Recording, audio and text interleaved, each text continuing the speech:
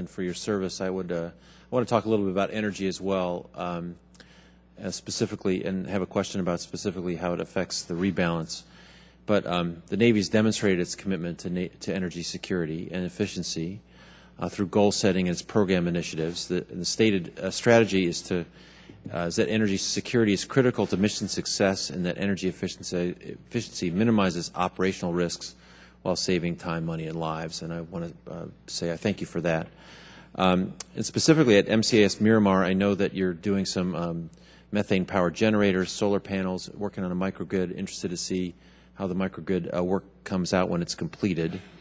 What I wanted to ask, though, and this is a little bit broader than biofuels, which I've raised in the past, is in the context of the rebalance to the Pacific, how does that affect Navy energy security? And you get the huge expansive region and the geographically fragmented energy infrastructure.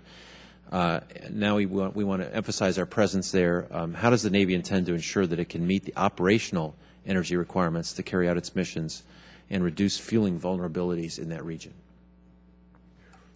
Well, you just gave the best rationale for what we're doing. Number one is energy efficiency, so that we don't have to have as much energy.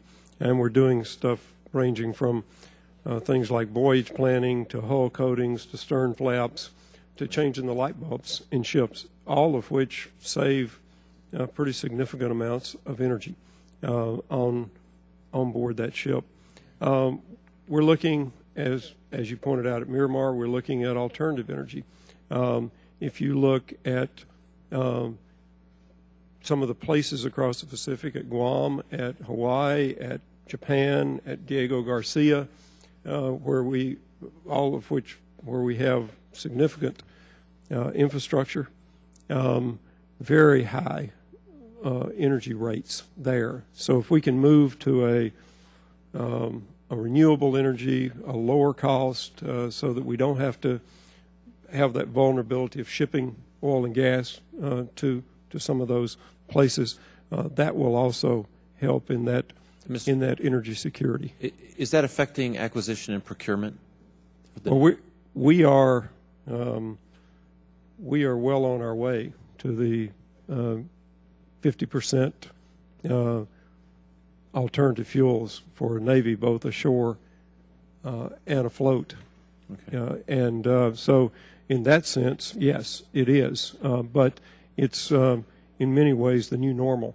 That's what we're going after, and on the other side of the coin, for far more efficiency in whatever we do.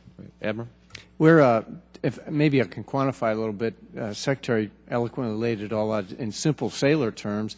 You know, when a Hornet pilot takes off from the carrier, the first thing you do is say, good, I'm in the air. The second one is, okay, where's the tanker?